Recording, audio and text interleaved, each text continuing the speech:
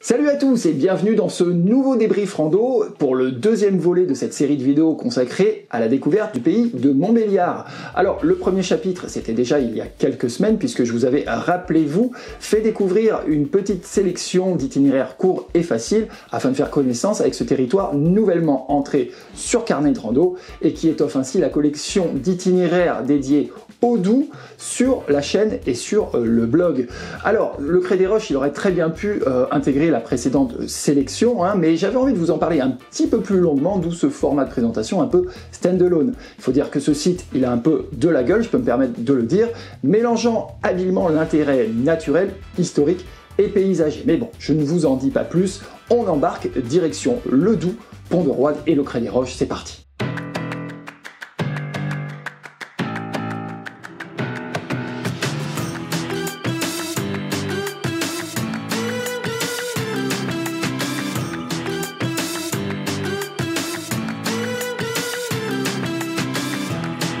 Oh, je suis fan de ce générique, je trouve trop bien, ça me donne trop envie de marcher, ça me met la patate. Bon, ça fait un peu le mec qui s'auto-complimente aussi, donc j'arrête ici. Et on enchaîne sur la suite. Allez, avant de commencer vraiment de le vif du sujet, on va faire un petit point de situation, histoire de savoir exactement de quoi on parle aujourd'hui. Le départ de cette randonnée, c'est Pont-de-Roide, à une vingtaine de kilomètres au sud de Montbéliard. Pont-de-Roide est traversé par le Doubs, à la confluence de deux autres vallons, la Ranceuse à l'ouest et le Roide à l'est. C'est également un point de passage de la GTJ, la grande traversée du Jura, et du GR 509. Ce même GR 509 qui traverse tout le Doubs, et puis ensuite le Jura, et puis l'Ain, et dont on avait déjà parlé, et oui forcément, dans mon GR préféré. Original, non ?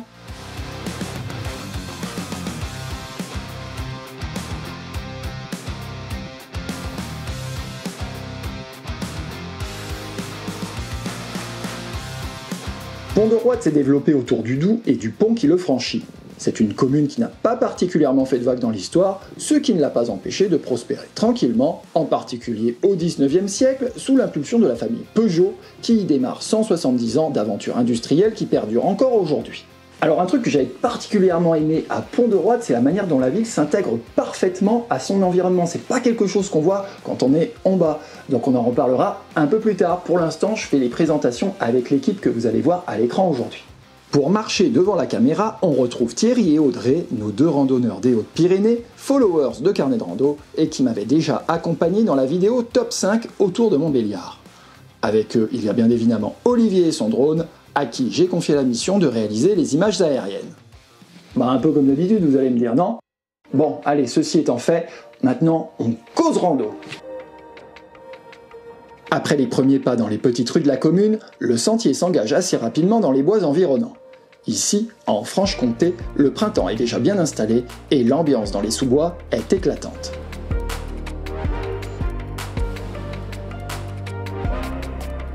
Plus haut, le sentier s'engage dans un boyau végétal étroit, délimité par des rangées serrées de jeunes hêtres. C'est déjà la dernière portion de chemin avant de récupérer la route qui monte au Fort des Roches depuis Pont-de-Roide. On y trouve un premier belvédère aménagé ou profiter d'une vue en hauteur sur Pont-de-Roide.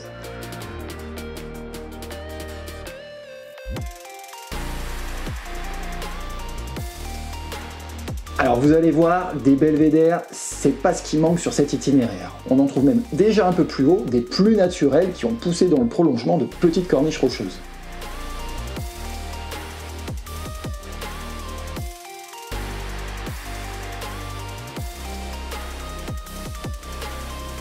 Puis, grâce à de petits raccourcis, on évite astucieusement les lacets de la route, coupant celle-ci sans ménagement pour arriver plus vite au... Oh stop, attendez. On peut juste se la repasser celle-là ?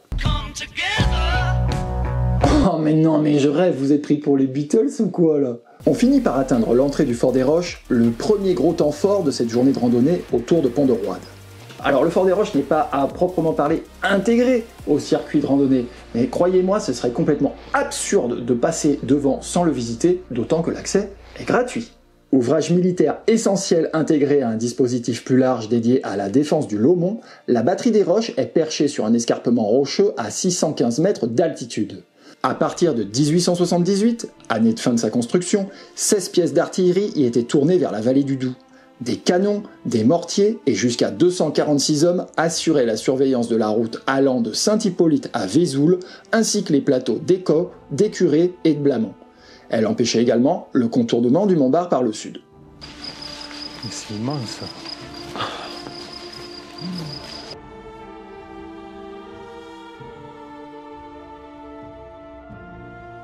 Alors dites-vous juste que si vous êtes un amateur ou une amatrice d'urbex, vous allez juste vous éclater en partant à l'aventure dans ces tunnels et ces tranchées de la batterie des Roches. Et s'il est possible de le faire, c'est grâce à la municipalité de Pont-de-Roide qui a effectué un impressionnant travail de réhabilitation.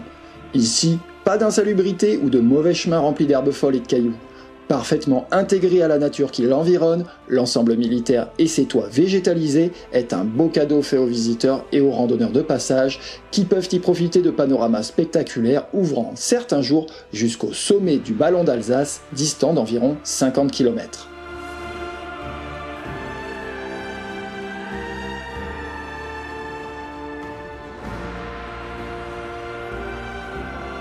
C'est ici que vous aurez les plus beaux points de vue sur Pont-de-Roide et le Doubs. Et vous vous souvenez au début de l'épisode, quand je vous parlais d'intégration réussie à l'environnement, c'est depuis la batterie des Roches que ça prend tout son sens. Regardez.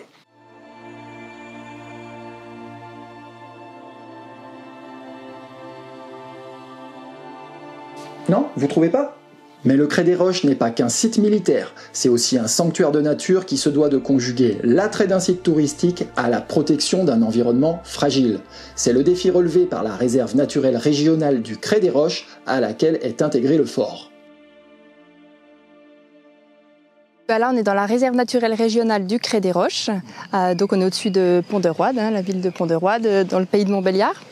Et donc c'est une réserve naturelle. Sa particularité, c'est d'avoir des corniches, un long linéaire de corniches qui surplombe la vallée du Doubs. Et il y a un changement d'orientation, ce qui est assez intéressant. On a une orientation plutôt au sud, au-dessus de la réserve, et c'est là-haut qu'on a des conditions un peu extrêmes, une altitude assez haute, on monte jusqu'à plus de 700 mètres d'altitude. Et donc voilà, c'est ce qui fait la particularité et la présence des espèces spécifiques qu'on trouve ici. Alors elle existe depuis très longtemps, c'était une réserve naturelle volontaire avant, depuis les années 2000, et elle a été classée réserve naturelle régionale en 2009. Et donc c'est des milieux secs, ça a été classé pour ces espèces végétales essentiellement de milieux secs de pelouse de corniche en fait.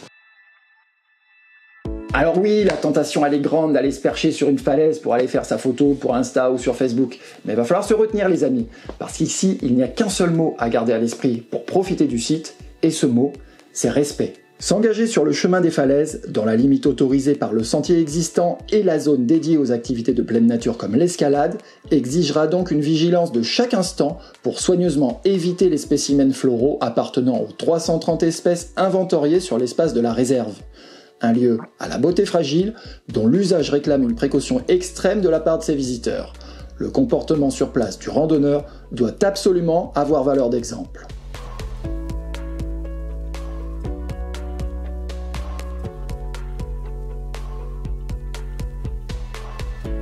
Alors peut-être que certains et certaines d'entre vous, une fois le Crêt des Roches passé, se diront que l'essentiel a été fait et auront donc envie de faire demi-tour. Ça se fait, pourquoi pas. Mais les autres, ceux qui veulent en découdre avec le kilométrage ou qui sont motivés par de nouvelles découvertes, comme nous, auront peut-être envie de poursuivre. Voici donc ce qui vous attend si vous décidez de continuer au-delà du Crêt des Roches. La marche reprend loin des falaises, sur le sentier retrouvé de la GTJ et du GR 509. On y replonge dans les sous-bois de hêtres et d'épicéas, éléments d'une mosaïque plus large d'habitats forestiers disséminés à travers le territoire de la réserve naturelle.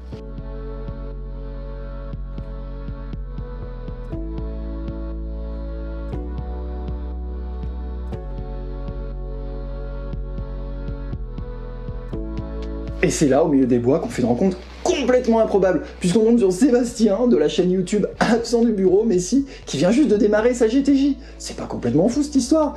Et vous savez quoi? S'il est là, c'est parce qu'il a vu l'épisode de Mon GR préféré avec Olivier consacré au GR 509, et de rencontrer en chair et en os Olivier sur le chemin, c'est un peu la confirmation du ciel qu'il a fait le bon choix. Je suis sur la première étape de ma grande traversée du Jura. D'accord. Donc Mondeur Saint-Hippolyte aujourd'hui, 26 km. Oui. Donc un périple au total de 400, un petit peu moins de 400 km sur toute la grande traversée du Jura. Je pense que je vais faire un mix des deux entre grande traversée du Jura et GR5, histoire de de voir un peu tous les GR du coin, quoi. L'année dernière, j'avais fait le GR de 70, le chemin de Stevenson. Et puis aujourd'hui, je voulais quelque chose un petit peu plus sportif, quand même. Ouais. Et puis j'ai vu 2-3 vidéos, notamment sur mon GR préféré. Et c'est vrai que ça m'a donné ce petit goût supplémentaire, cette petite envie de faire ce GR.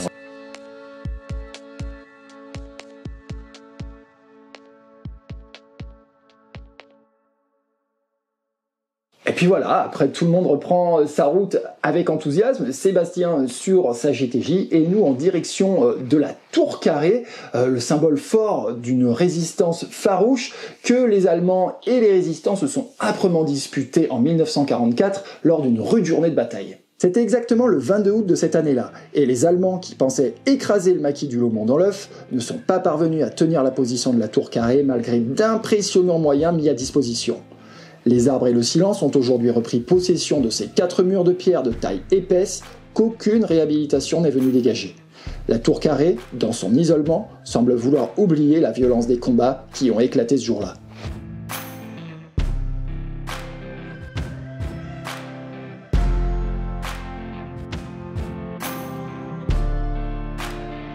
Allez, c'est l'heure de la bascule et du retour. Alors moi j'étais trop chaud pour de nouvelles images et de nouveaux paysages pour la suite de ce reportage. Malheureusement, le retour n'a pas été à la hauteur de l'aller et je vous explique pourquoi. En lieu et place du paisible sentier bucolique que la lecture de cartes me laissait espérer, on tombe sur une saillie ouverte brutalement entre les résineux par un engin forestier qui a laissé derrière lui 2 larges tranchées boueuses. On y suit une ligne électrique sans charme au milieu d'un champ de ruines végétales. Tu sais, tu sors du bois, claffi debout. Alors c'est un peu le jour et la nuit, ah oui, avec le Crêt des Roches, mais fort heureusement, les choses s'améliorent un peu une fois passé la ligne des résineux. Les énormes traces de roues s'évanouissent quand le chemin pénètre dans une prairie printanière abondamment fleurie. Le randonneur se retrouve instantanément à sa place, en oubliant même la présence de la ligne électrique au-dessus de sa tête. Des cadres verdoyants et champêtres refont leur apparition, au-dessus desquels se dressent les falaises du Crêt des Roches, où nous nous tenions une grosse heure plus tôt.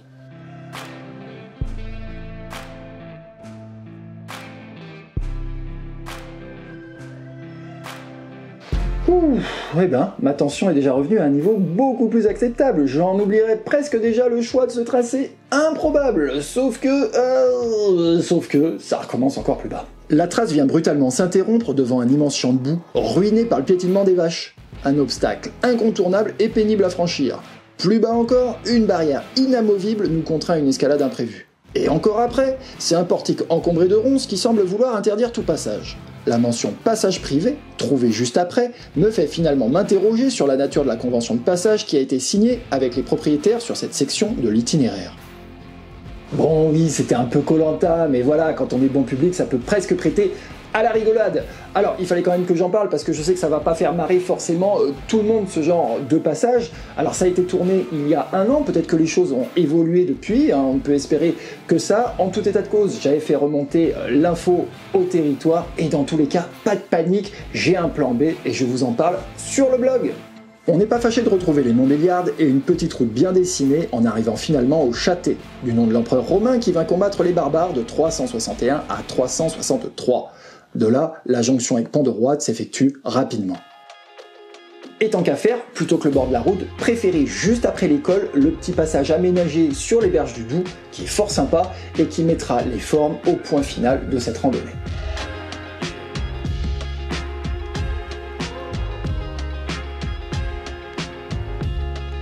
Voilà, ça commence à Pont-de-Roide et ça se termine à Pont-de-Roide, et c'est pas ce petit ventre mou sur le chemin du retour qui va remettre en question l'intérêt historique, naturaliste et paysager de cette balade au Crêt des Roches. Alors oui, vous avez bien entendu le mot balade. Pourquoi je dis ça? Parce qu'il n'y a aucune difficulté ni technique ni physique à prévoir sur cet itinéraire de randonnée modulable. Modulable tout simplement parce qu'il y a plusieurs versions. La version la plus simple, consistante pour celles et ceux qui veulent aller à l'essentiel ou qui n'ont pas le temps ou qui ne sont pas de grands sportifs, à monter directement avec leur véhicule sur le site de la batterie des Roches et à en faire le tour. Les autres, ils ne devraient pas être inquiétés par les quelques 500 mètres de dénivelé en pente douce de la boucle complète.